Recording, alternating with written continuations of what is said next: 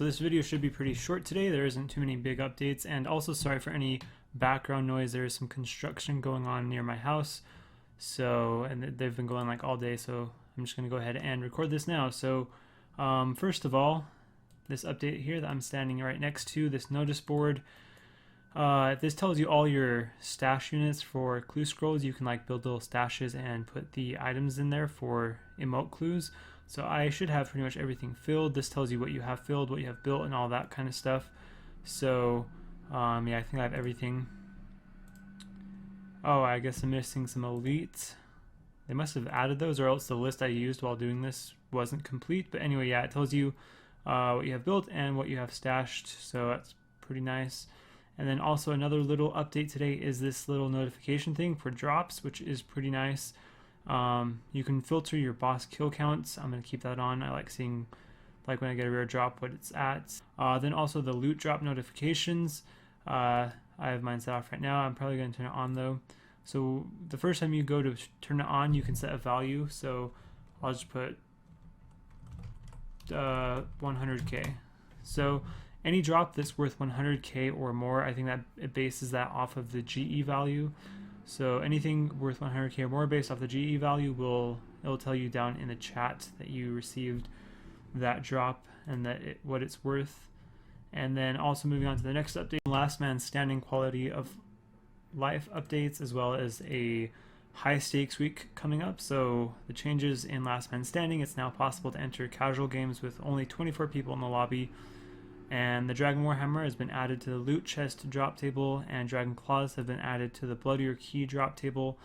You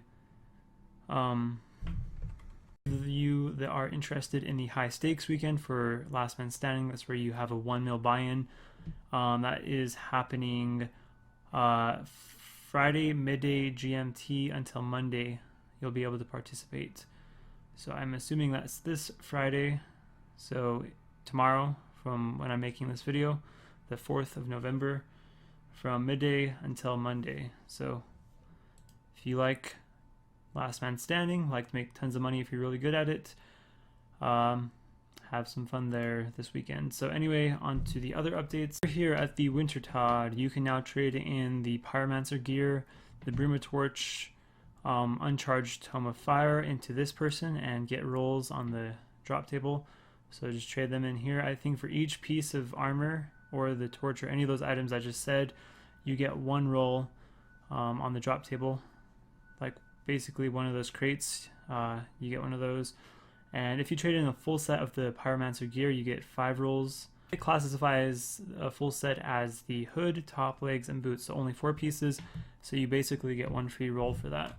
And also when you trade those in for rolls, you can't get the pet and you can't get burnt pages.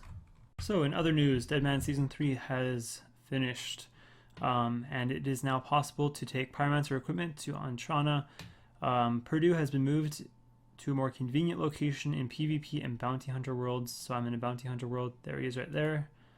And then there was a buff to the ballista this week. This is kind of complicated because last week I went over a change to the ballista where they changed the delay, but then there was a hotfix this week. But basically the ballista was changed from 120 attack bonus to 100 attack bonus, so quite a bit less accurate. And then they also changed the javelin strength. So the dragon javelins I think were 170 before. They were nerfed down to 150. And so now this week, or right now today, they buffed the ballista. So now they buffed the range attack bonus to 110 from 100. So it's still 10 less than it was last week when I made a video on it. But it is 10 more than what it was hotfixed to earlier this week. So if that makes sense. The imbued ring of wealth can now be charged with teleports. The rate at which you catch sandworms has now been increased.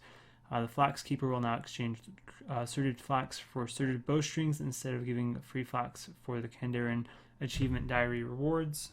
Pretty good for the elite diary actually, because it probably takes what, like 10-15 seconds to get over there, and it's about 34k profit right now. So 15 seconds for 34k profit is pretty decent. And then the final thing on the in other news is Halloween music, login screen, and death animation have been removed. The Halloween event remains available for the time being, and a bug was fixed. They improved blocking in catacombs to keep monsters wandering in other zones. So today there is a big poll. This is really big because raids are gonna be a huge update. I guess I should say what the poll is for first. The poll is for the rewards from raids.